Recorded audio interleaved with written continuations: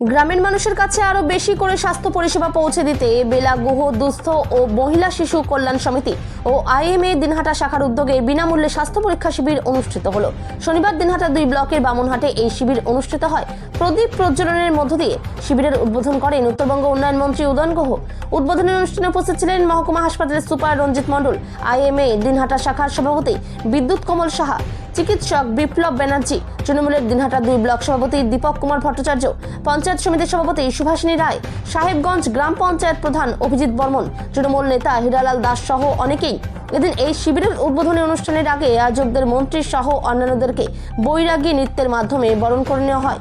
দিনহাটা মহকুমা হাসপাতাল সহ বিভিন্ন জায়গা থেকে চিকিৎসকরা 3000-এর বেশি মানুষকে স্বাস্থ্য পরিষেবা দেন। কোচবিহার থেকে সুমন মণ্ডলের রিপোর্ট, বিগ নিউজ বাংলা। আমি আমার সামনে উপস্থিত সুধী নাগরিকবৃন্দ সবাইকে শুভেচ্ছা ও নমস্কার জানাই।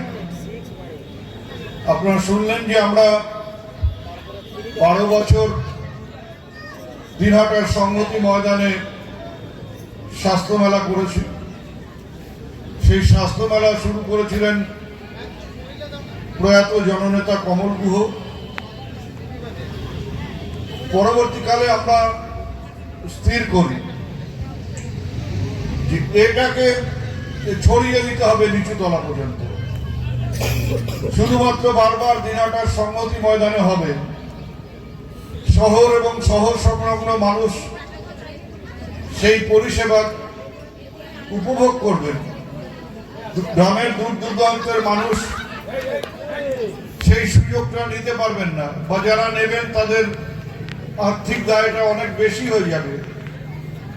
সেই দিকে লক্ষ্য রেখে এবার আমরা দিনহাটা 2 নম্বর ব্লককে ভাগ করে দুটো শিবিরের আয়োজন করেছি। শুনলেন 3রা জানুয়ারি বুড়িরহাটে যে স্বাস্থ্য শিবির হয়, সেখানে 3000-এর উপর মানুষ তারা সেই পরিষেবা গ্রহণ করেছে।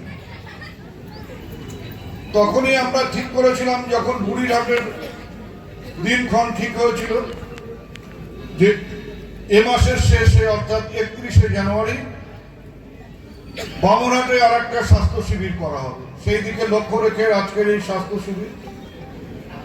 ডক্টর বিদ্যুৎ কমল সাহা বলেছেন যে আজকে যারা এখানে চিকিৎসা করাবেন, বুড়িরহাটের মতন প্রত্যেকটা রোগী আমাদের সাধ্য মতো তাদেরকে আমরা অন্ততপক্ষে 7 দিনের ওষুধ যাতে দেওয়া যায় সে ব্যবস্থা এই মেলা থেকে করব।